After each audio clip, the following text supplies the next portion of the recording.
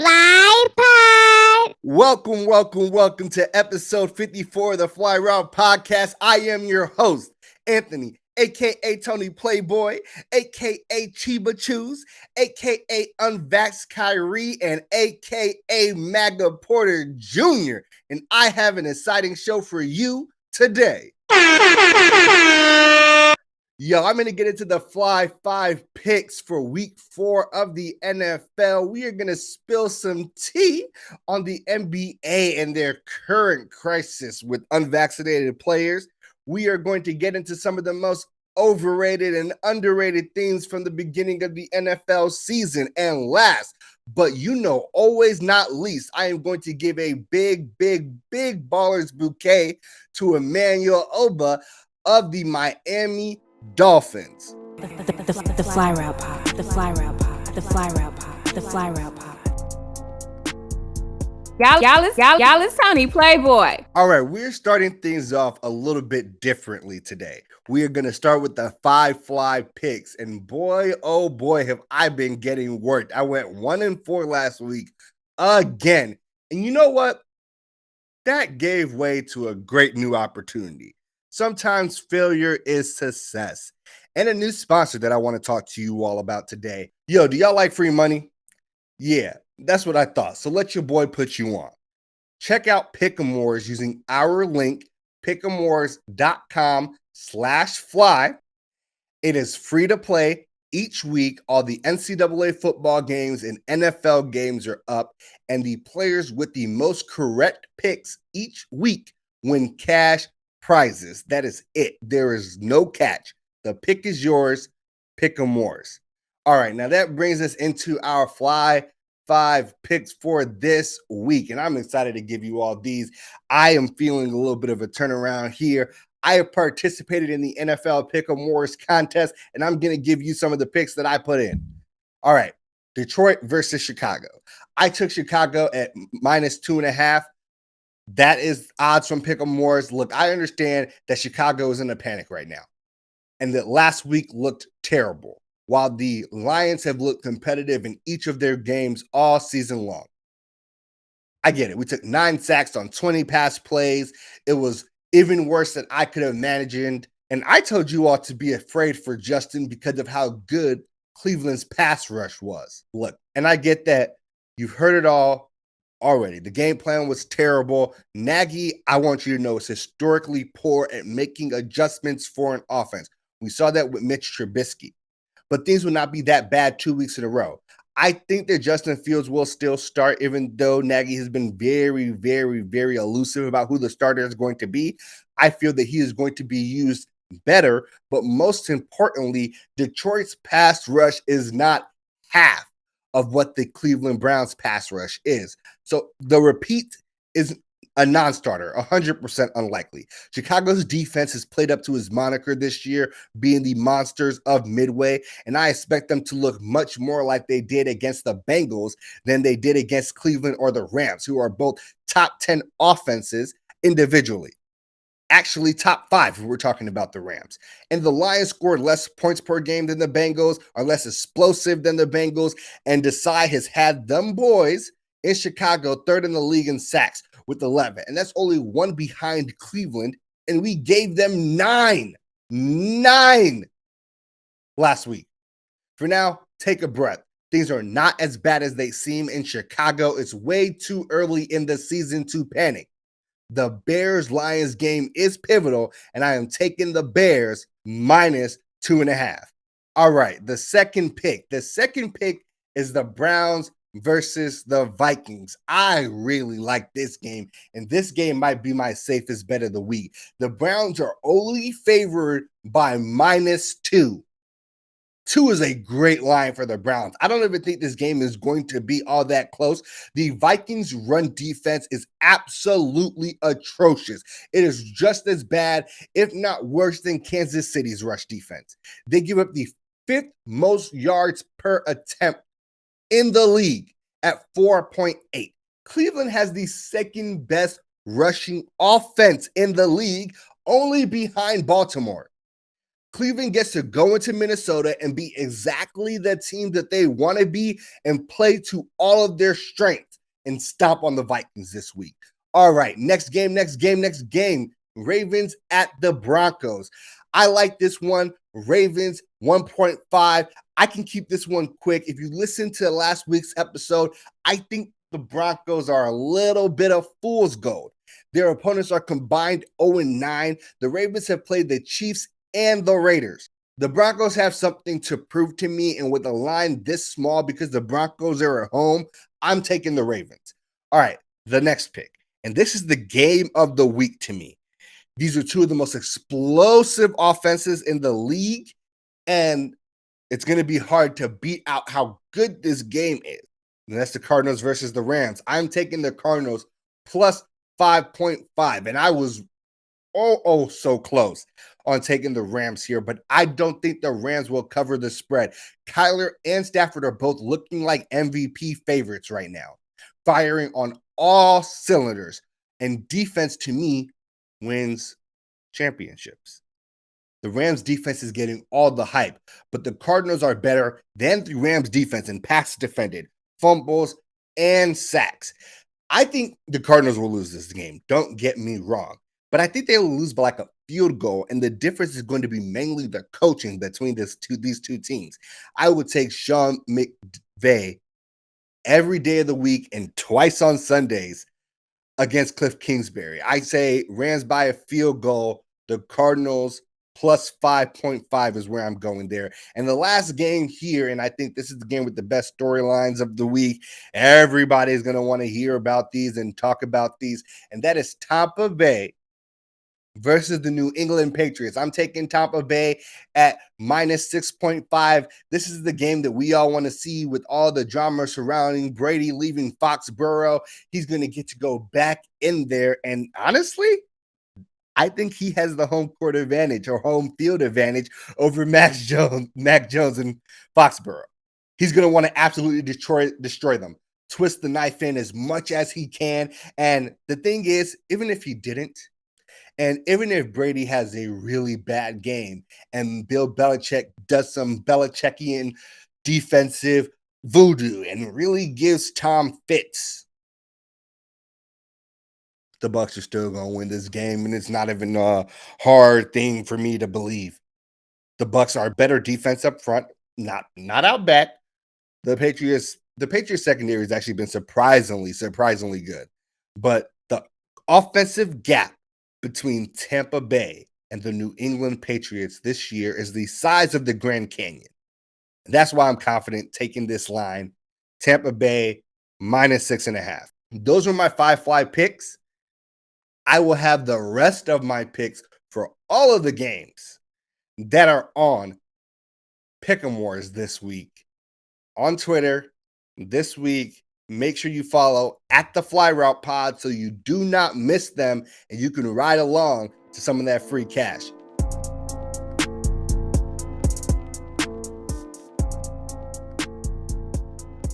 What's up, Playboy? What's up, Playboy? All right, we are going to talk about some of the things that were massively overplayed or overrated and really went under the radar when we were starting to predict and understand what this NFL season will look like. And for me, there's a lot of different options here, but I picked 6. I picked 6 that are real salient and I think that have had a relatively large impact on the league. The Washington football defense is the most overrated thing possibly this entire offseason and going into this season. And I am massively guilty here. I had them as my number 1 defense in the league because I believe that the Tampa Bay secondary was too suspect. That proven to be true, seeing as they just had to sign Richard Sherman. And I believe that the Rams defense just did not have the depth necessary, even though their starters were better. Now, that is not the case. It's not even close to the case. This Washington football defense is 29th in opponents' points per game, 31st in opponents' yards per game, 31st in opponent third down conversion rate. But hey, there is a plus side. The Washington football team defense is first in opponent fourth down conversion rate. Why is that, you may ask? Because their defense is so god awful that no one ever needs to go for it on fourth down because they're converting third down at such a high rate and they're putting up so many damn points.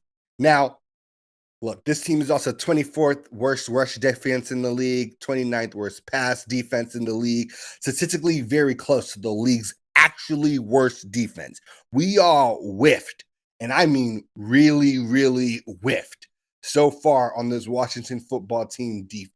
Now, it's early in the season. They can turn it around, but boy, oh boy, does this look absolutely terrible.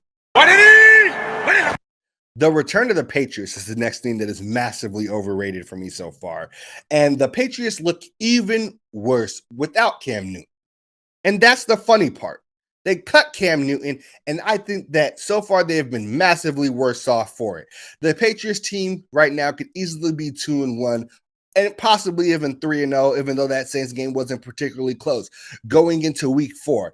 And I believe that's possible if they kept Cam Newton.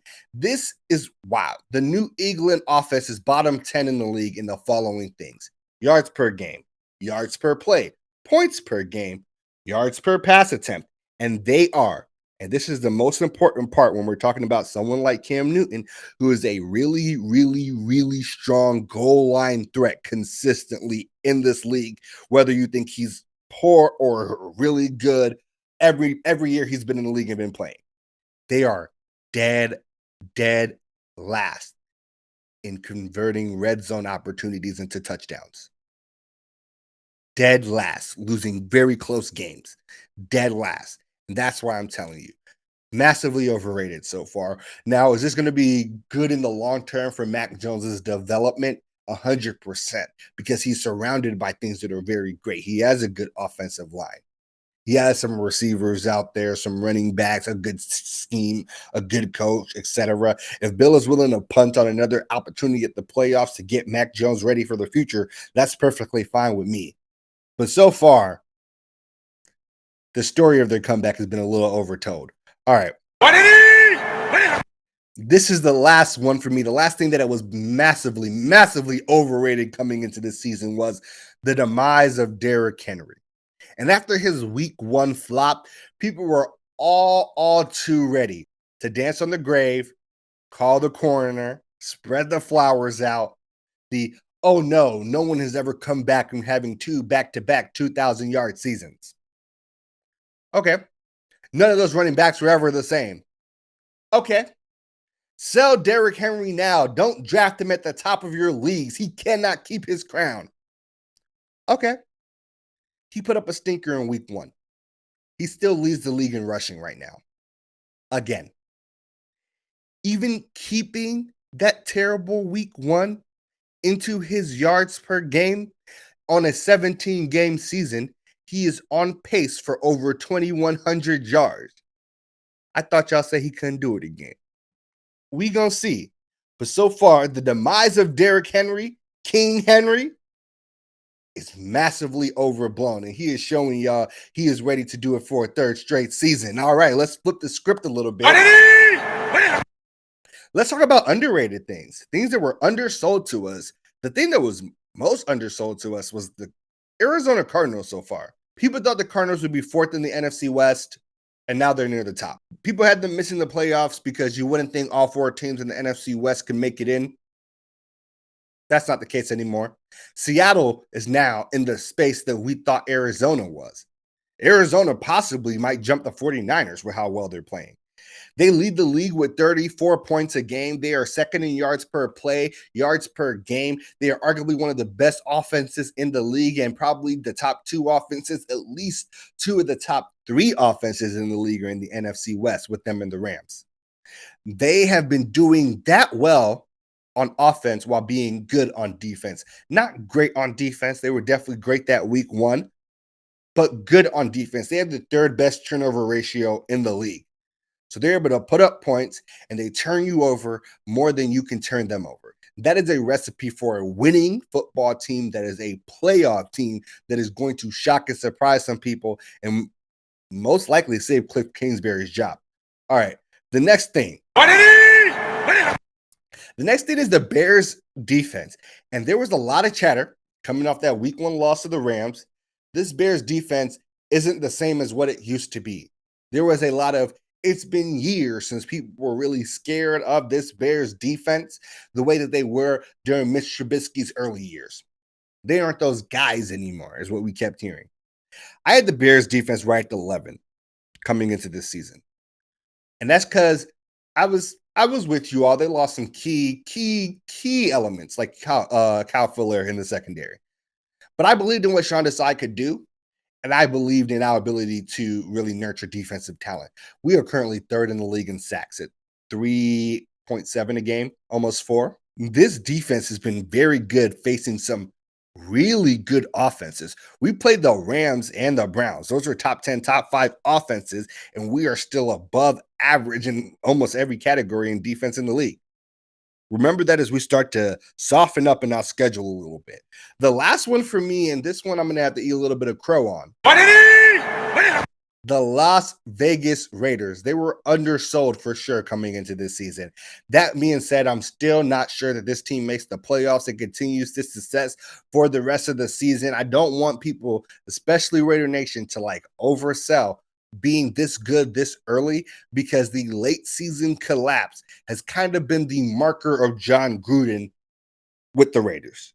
Things really start going awkward and wonky for you all towards the end of the season. That being said, Derek Carr leads the league in passing, and the Raiders lead the league in yards per game. But understand that they also throw the second most in the league, and they are not really running the ball effectively or frequently. And that is something that's going to have to change as the season goes on for this Raiders team to keep the success that they have going on now. But they are also one of the least penalized team in the league and do not give the ball away. With a defense that's solidly middle of the pack, which is actually saying something really, really big for the Raiders, considering where they've been defensively over the last 3+ years or so. Well, 2+ years ever since they gave up Khalil Mack. That is a massive improvement and cannot be undersold. So that's a big one for me.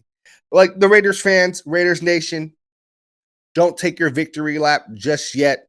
It's a little early. Be humble for now. And if this team can continue this success, you get to talk all the shit you want. That was what I thought was oversold or undersold coming into this season so far. Let me know what you all think. Who was super overhyped and hasn't lived up to the billing, and who did not get enough attention coming into the league this year.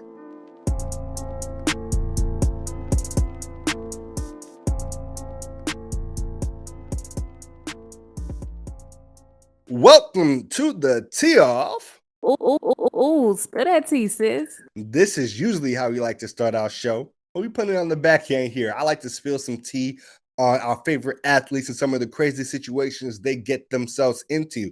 But this day is a little special. We got a little mix of our Tee Off and our COVID and crossover segment because the overlap is just too heavy.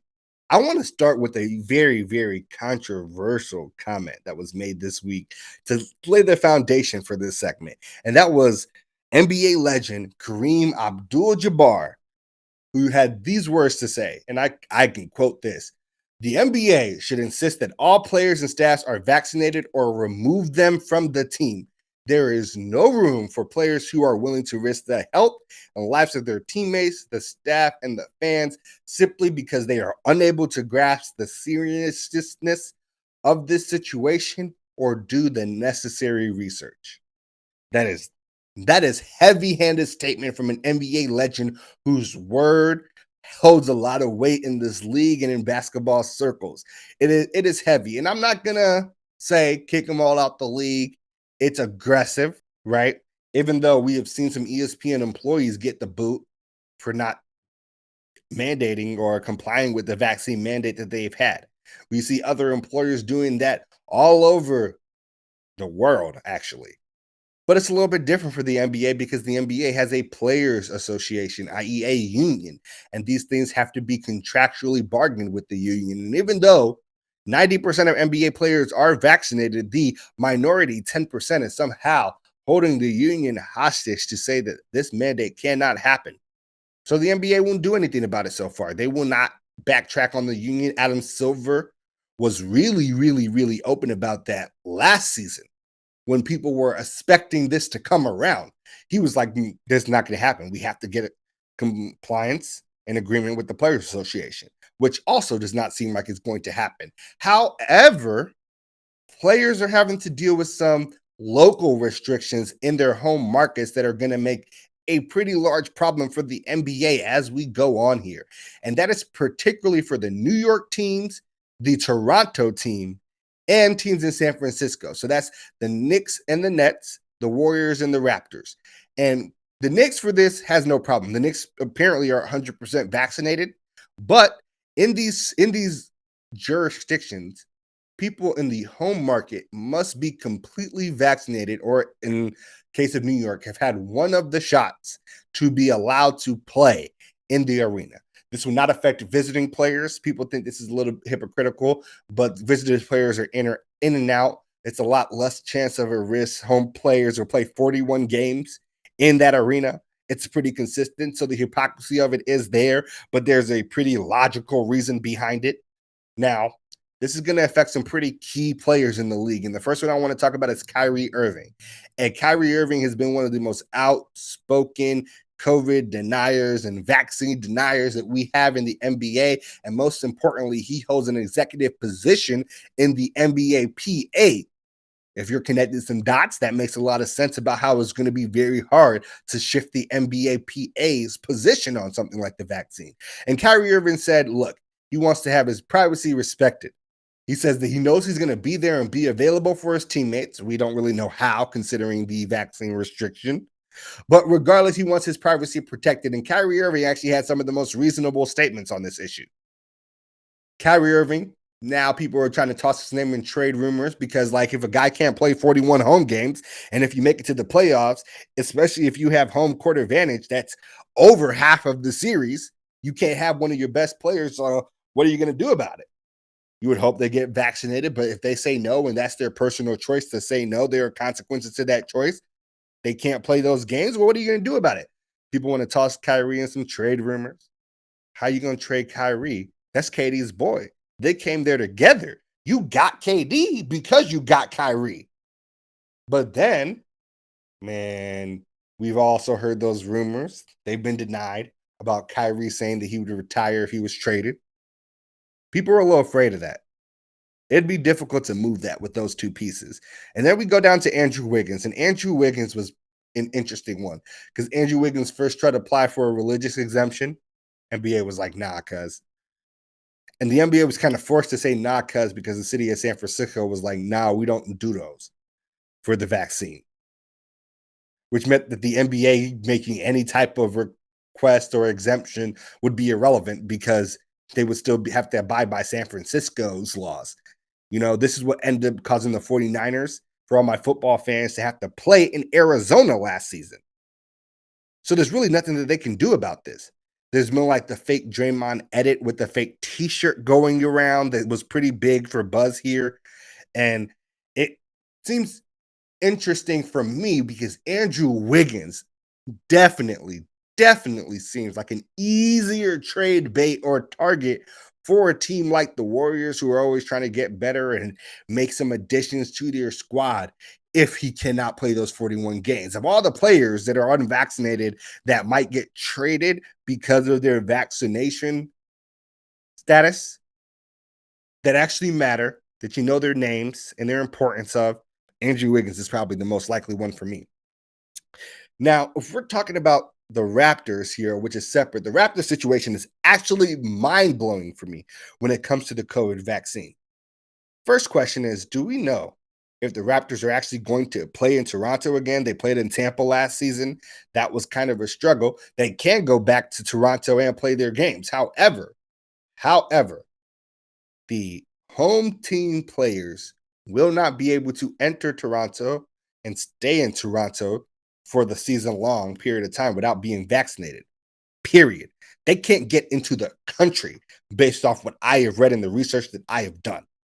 That's really difficult if there are unvaccinated players on the Toronto Raptors. Now, for traveling players, we've seen this happen in baseball already. Toronto will let the traveling players in, but they are confined to the hotel and the stadium. And that's it. They really can't do anything else. So, like, it'll be frustrating for the unvaccinated players being in Toronto, but it's not that big of a deal for the Raptors. However, if your players can't get into the country, that is going to be something interesting to look at going forward, especially as we get into preseason, etc. And the last thing I really want to touch on here is the gaffes. The gaffes have been hilarious, right? I gotta really just talk to NBA players real quick. There is something that you need to understand, and it's odd because I'm gonna sound a little hypocritical here, but I need you to understand that you really don't have to say anything at this point. Like, if you are going to choose to not get vaccinated, your reasoning and anything you say about your choice will not convince anybody that your choice is a good choice that already did not side with you. Everybody that thinks you're kind of an ass will continue to think that you're kind of an ass. The only thing that you are doing with this extra layer of explanation in almost each and every instance is embarrassing yourself. Just say it's a private matter. You don't want to say anything about it. Move on. Dodge the question. They ask again and be like, what did I say before? I've seen most NBA players do this with questions they don't want to answer. If you are unvaccinated and you want to do some anti-vax denial BS, just shut up. You're literally embarrassing yourself. People like Dwight Howard saying, well, I don't want to talk about it. It's HIPAA law. You don't know what the hell HIPAA law is, and now you look like a dumbass. People like Jonathan Isaacs, who, truthfully, full disclaimer here, I'm biased on ever since in the bubble when everybody was wearing the Black Lives Matter shirt and kneeling, and he decided to not wear the shirt and also stand and saying things like, because of my religion, I won't single out a particular group like that. For real. Like, the excuse is shitty. Your actions are shitty. And to be fair, he went into deep explanation. However, he started with, I was looking at Donald Trump's press conferences, which I don't know if you've ever fact checked one of those because you did your research, but goddamn, they are full of inaccuracies and lies. And somehow that made you start having a little bit of questions and being hesitant about the vaccine and not wanting to believe in a damn doctor. Bruh, explain this nonsense to me. Now, look, he did also make some points about Black history that were very valid, and I want to give him his credit there. Things like the Tuskegee experiments, while valid, are not analogous situations because it's not like these vaccines are only going to Black people and being tested on Black people, to be clear. People are already trying to create a scarlet list of unvaccinated players. We know that the teams have to actively tell the NBA, and if the players have refused to disclose their vaccination status to the team then has to disclose that so the NBA can just treat them as an unvaccinated player. And it's going to be interesting because the NBA is taking a hardline stance, even more than what they generally would do. They are saying that if you miss a home game because of the local mandate restrictions, you will be docked that game check. That is, they're messing with your money now, and they're going to see if messing with the money is going to put some people to fall in line. Like, Kyrie could literally miss half of his salary, according to the NBA. So Andrew Wiggins as well. And they've also obviously re-implemented a lot of the protocols from last year to just make things even more difficult for unvaccinated players. As we heard NFL players complaining about the same thing, yes, they're going to make your life as difficult as possible, but that is necessary to some extent to make sure that the season goes on and doesn't mess with the NBA's money. Because messing with the NBA's money, as we know, generally messes with y'all's money as well. So fully vaccinated players will avoid regular testing, can sit together in the locker room, in practices and travels, and they will be able to not have to quarantine if they're a close contact. They can go out anywhere they really want to, even when they travel. However, unvaccinated players will be required to undergo testing daily and multiple tests, especially on game days. They will have to maintain social distancing from vaccinated people. Non-vaccinated players will be prohibited from dining indoors with their teammates. They will be prohibited from working out with their teammates or doing therapy sessions with them, like being worked on by trainers. They will have to stay in the hotels whenever they travel. So they're not allowed to go out. They're prohibited from going to restaurants, bars, clubs, even large outdoor gatherings. Y'all remember LeBron last year doing his little tequila event? The NBA has changed the protocol to make sure that next time, if you're unvaccinated, they can punish you. They don't care if people were tested in there or not. We know we saw KP getting caught places, etc. Like, they're going to crack down again. We're going to have to deal with the whole thing all over again. And the weirdest thing is, it's going to be some of the biggest star players in the league. So let me know what y'all think. You can hit us up at the Fly Route Pod on all social media platforms or the flyroutepod@gmail.com. I want to know, how you think this is going to shake out? Are the holdouts going to end up conceding and getting vaccinated, or is this going to be a problem we have to deal with all season long?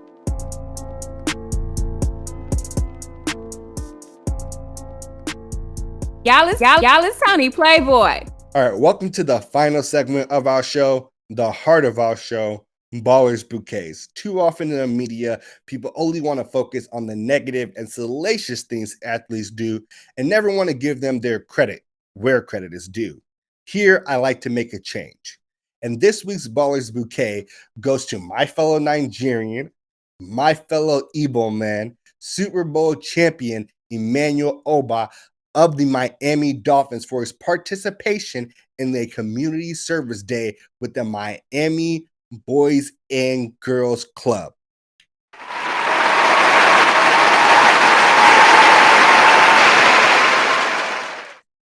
All right, Emmanuel Obah, which, crazy enough, I'm telling everyone now, you're pronouncing his name wrong the entire time. The G in that situation in Igbo languages is silent. Trust me, I know. I too have one in my last name. And I too know eventually it just gets really annoying to correct every single person every single time they say your last name, especially being a dude who participated in sports and team activities, because we are frequently just called by our last name or number. Now, Emmanuel Obah, because now you know how to pronounce it and put some respect on that man's name because he got the ring on it. He gets the Ballers Bouquet for doing a host of things during this community service day with the Boys and Girls Club of Miami-Dade. Now, first, he helped them start the overhaul of their game room. He donated 1 new Xbox One, 6 controllers, games, paint, and painting equipment. Now, you all know already that alone is worth a Ballers Bouquet. But as we like to do on the Fly Route podcast, but wait, there is more. He also helped them paint the room, well, at least start the painting, and had mentorship sessions with the kids and played some football with them.